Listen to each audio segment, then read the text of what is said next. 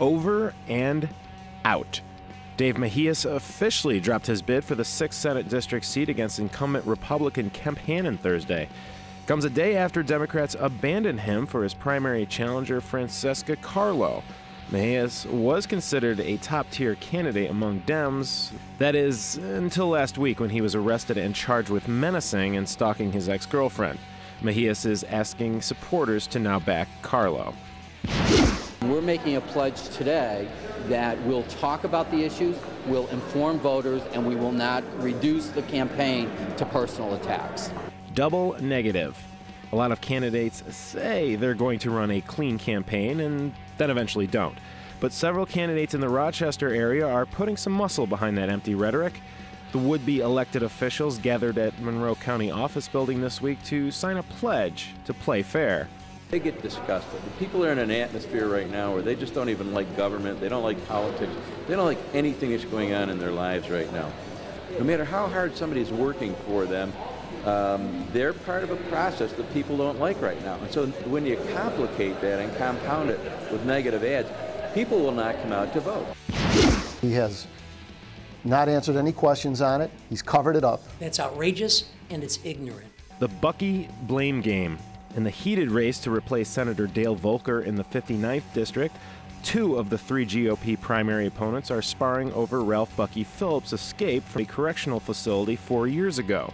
David DiPietro attacked Patrick Gallivan, saying a report showed that negligence and incompetence by the former Erie County Sheriff was to blame for Phillips' escape and led to the biggest manhunt in New York State history.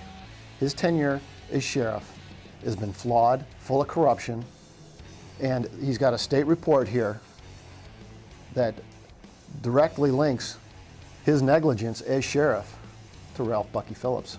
If I was in any way culpable for the escapades of Ralph Phillips, do you think that the organizations representing all of the troopers in New York State and all of the state police investigators throughout the state would support me and endorse my candidacy?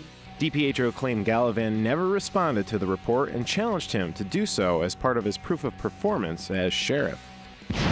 This is the right guy for the job, and I highly support the efforts to put him into that job. And Tea Party pooper. Left out of the Bucky fight, 3rd Republican in the 59th, Jim Domagalski got the last word this week with a boost from Republican candidate for Governor Carl Paladino.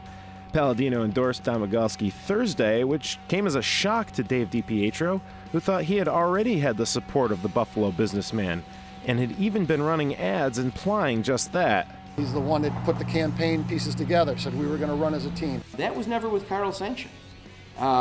So, you know, to the extent that somebody's been caught in speaking out of turn, that's their problem. DiPietro later called Domagalski a thug, claiming he used his pull as the former Erie County GOP chair to bully Carl into making the endorsement. Of course, Domagalski laughed off the accusation, saying, "Nobody pressures Carl Paladino."